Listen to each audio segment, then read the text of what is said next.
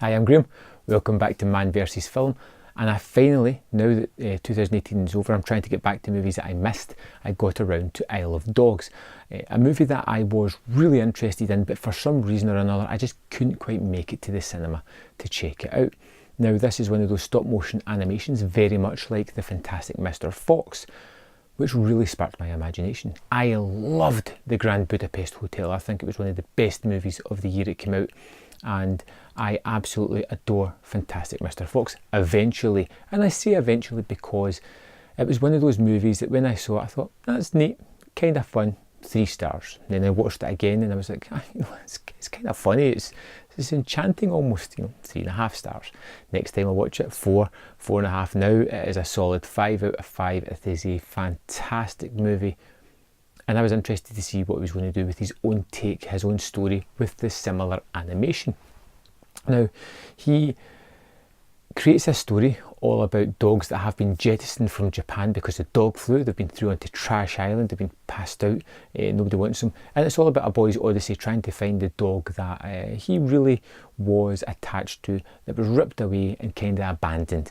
And it's his search for that. And along the way, he bumps into a group of unassuming dogs that want to help him on his mission to put him back with the person that he should be with the dog that he should be with.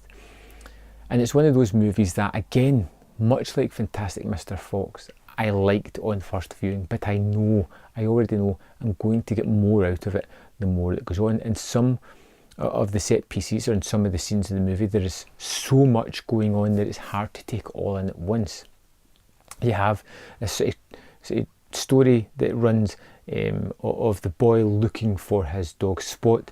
You have this story of Japan and the mayor trying to rig an election so that he can finally wipe dogs out forever and replace them with robot equivalents. And then you have this other story of a girl trying to uncover the story of this corruption and bring it to light. And I feel that all stories get enough time to grow.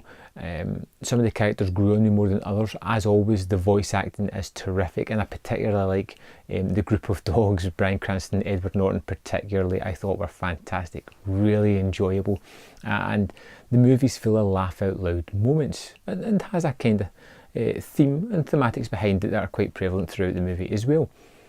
But like I said, it's one of those movies I didn't just latch on to straight away, but that's fine because I know, much like his other movies that I've watched, it's a director that gives me more each time I sit down and watch the movie.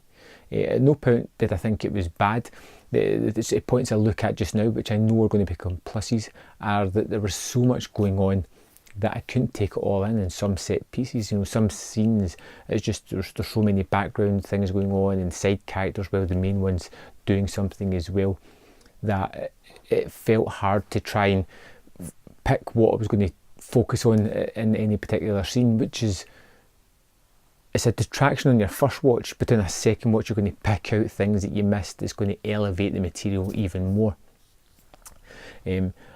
I love that we get right into the language of the dogs and their relationships, and you get the idea of, they're longing to be man's best friend, even though they've been abandoned, even though they've been discarded. They kind of long for that relationship. It's where they should be, where they want to be. There has been a long historical presence for that, and it's them trying to achieve that goal of just making a connection with a human, because that is what they feel they're there to do. Wonderful story, wonderful animation, wonderful journey that our hero goes on, trying to find his lost dog Spot, and fantastic twists along the way as well, ones I didn't genuinely see coming, with some fantastically inventive moments as well. There's a particular moment with Spot, our dog that's lost, who has these bionic teeth that turns into explosives. That's just crazy. I love the animation style. I really do appreciate this. This is the kind of thing that I latch on to. I did it with Fantastic Mr. Fox. I'm going to do it again with this.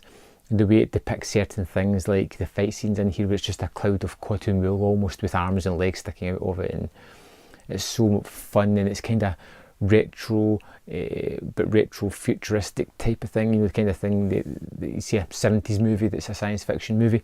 that kind of depiction on certain things, and I just found it rather enjoyable, with some wonderful characters, with some wonderful set pieces, but it just for me, it just didn't quite come together on this watch. But like I said, I know I'm going to like it more. I'd love to know your favourite parts of Isle of Dogs. What made you love it as much as you did, or dislike it as much as you did? Let me know in the comment box so I can look out for it, because I'm going to watch it again rather soon, and I'd love to know what I should look out for in my second time round. Definitely worth recommended though. If you loved, I'm going to say it again, Fantastic Mr. Fox, it's not a review for that, I'll try and leave it alone, but if you like that, I'm pretty sure you're going to love this as well. Let me know your thoughts, and I'll see you next time on Man vs Film.